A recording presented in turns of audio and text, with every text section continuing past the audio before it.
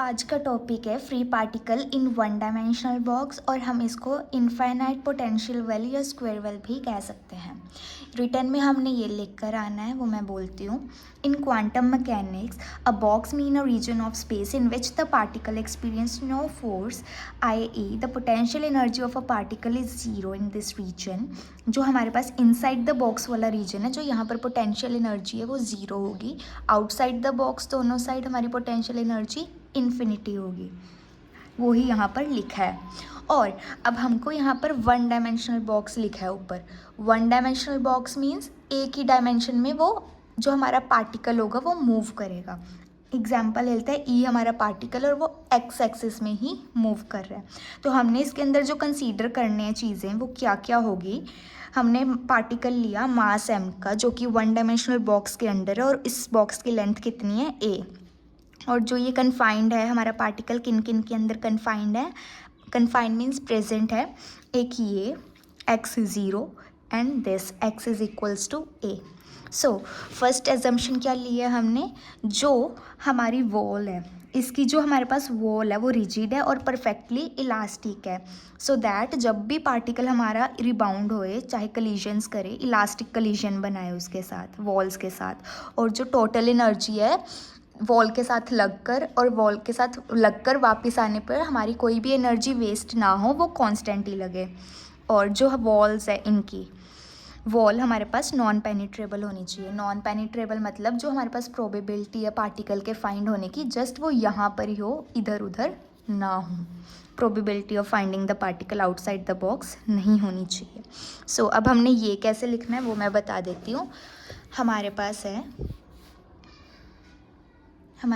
है ये हमारे पास फ्री पार्टिकल इसके अंदर बंद है, इसको हम कहते हैं पोटेंशियल वेल और square well. x is equal to zero से x is equals to a तक। और हमारे पास जो यहाँ पर पोटेंशियल ज़ीरो है, यहाँ इन्फिनिटी और यहाँ भी इन्फिनिटी है पोटेंशियल। हम कैसे लिखेंगे, vx क्या क्या है हमारे पास, पहला इन्फिनिटी, दूसरा ज़ीरो, थर्ड रीजन में अगेन इन्फिनिटी। इसकी लिमिट क्या है, ज़ीरो से छोटी है क्योंकि इससे सारी नेगेटिव टर्म्स हैं। So less than zero. ये किसके अंडर लाई करता है, ज़ीरो एंड ए के। ज़ीरो से बड़ा x एंड a से छोटा x। ये किसके पास है, ए से बड़ी चीज़ें हैं इस साइड। डन, वही हमने यहाँ पे लिखा है। फ़र्क इतना है, यहाँ इन्फिनिटी है, इन्फिनिटी दो भी लिख लिया मैंने, यहाँ पे सेम ही चीज़ है। ज़ीरो से छोटा और ए से बड़ा, ज़ीरो से छोटा और ए से बड़ा, दोनों जगह भी लिख सकते हैं, एक जगह भी लिख सकते हैं। अब हमने यहाँ पर क्या करना है, हमने श्रोडिंगर की वेव इक्वेशन लगानी है। किसकी लगानी है, टाइम इंडिपेंडेंट की। ये देखिए, ये होती है श्रोडिंगर की time independent wave equation. D square psi by d x square plus 2m by h cut square e minus v psi is equals to zero. फिर उसके बाद हम अपना केस उठाएंगे, दिस ज़ीरो वाला केस। जब हमने यहाँ पर v को जब ज़ीरो डालेंगे, e बचेगा अकेला, e psi is equal to zero. और जो 2me by h cut square है, इसको हम कांस्टेंट कह सकते हैं, ठीक है। एच कट और m कांस्टेंट है, e भी कांस्टेंट हम कह लेंगे और 2 भी कांस्टेंट है। सो ये हो जाएगा k square psi is equal to zero. k की वैल्यू क्या हो जाएगी, under the root 2me, h cut का अंडर रूट करेंगे, एच कट ही आएगा, स्क्वायर से अंडर रूट कैंसिल हो जाएगा। इसकी जनरल इक्वेशन ये बनेगी। अगर हमको फर्दर देखना हो, यहाँ पर मैंने बताया है कि जो ये वैल्यू है हमारी, इसको हमने कांस्टेंट क्यों लिया। ये कर भी सकते हैं, ये नहीं भी कर सकते हैं। वैसे ये एक्स्ट्रा के लिए है कि जस्ट पता होना चाहिए कि ये कैसे आई है हमारे पास ये वैल्यू।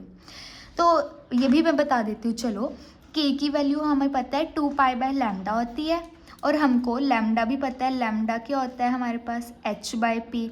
सो लैम्डा की वैल्यू यहाँ पुट कर दी, एच पी, ठीक है। e की वैल्यू हमें पता है half m square v square होती है। तो m स्क्वायर वी स्क्वायर हमें पता है, p is equal to m v होता है, तो p स्क्वायर आ जाएगा, 2m एज इट इज़ आ जाएगा, 2m e के पास चल जाएगा, p का अंडर रूट हो जाएगा यहाँ पर। तो जो हमारे पास ये p की वैल्यू आई है, इसमें डाल देंगे। डन। फिर इसके बाद जो ये 2 पाई है, ये नीचे आ जाएगा। हमको पता है जो हमारे पास h कट होता है वो क्या होता है, h बाय 2 पाई ऊपर देखिए ये होता है हमारे पास, तो हम यहाँ पर h/2 पाई को हम h कट लिख सकते हैं, सो k स्क्वायर आ जाएगा दिस। सो सिमिलरली ये, बट हमको बस ये भी पता होना चाहिए कि ये चीज़ है ये कांस्टेंट है, इसको k लिख सकता है। इसके बाद यहाँ तक आ गए। उसके बाद जनरल सोल्यूशन, जो जनरल सोल्यूशन है ये याद भी कर सकते हैं, बट हमको पता होना चाहिए कि ये निकला कैसे। तो ये इस इक्वेशन से निकलेगा। जस्ट अभी देखिए हमारे पास इक्वेशन है d² psi by dx² plus k² psi is equal to 0। Auxiliary equation ये हमने पिछले सेमेस्टर में मैथ्स में किया था।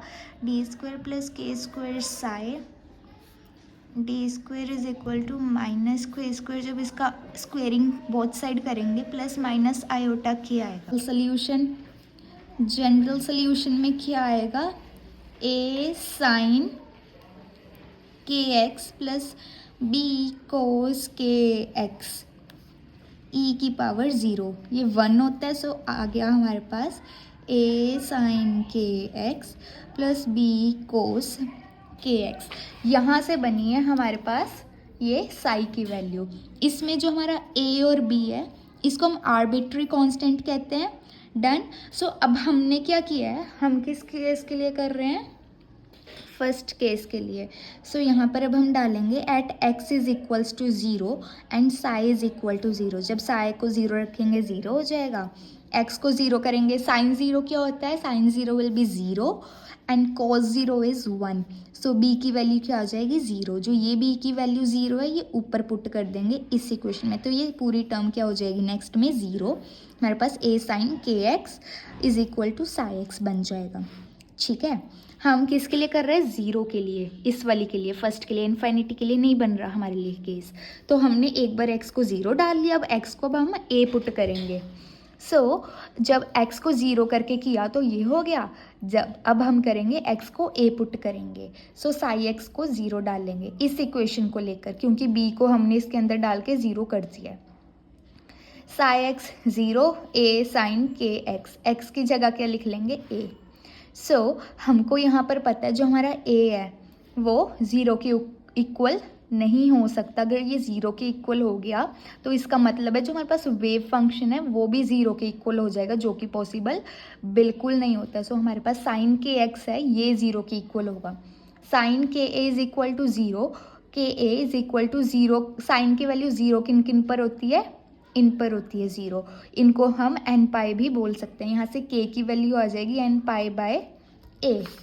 डन। हमारे पास एक k की वैल्यू ये है और एक k की वैल्यू हमारे पास ये है। इन दोनों को क्या कर देंगे, हम इक्वल कर देंगे, इक्वेट कर देंगे, दोनों साइड स्क्वायर कर लेंगे, अंडर रूट हट जाएगा, h कट का square, a square, n square, pi square. यहाँ से ई एन की वैल्यू आ जाएगी h cut square n square pi square divided by 2m a square. That's it for free particle in one dimensional box. ये इतना important नहीं है but आ भी सकता है, चांसेस कम ही है इसके आने के। मोस्ट इंपॉर्टेंट होता है टनलिंग इफेक्ट वाला। PYQ में भी टनलिंग इफेक्ट बहुत आए हैं, वो भी आगे मैं करा दूंगी। Thanks for watching.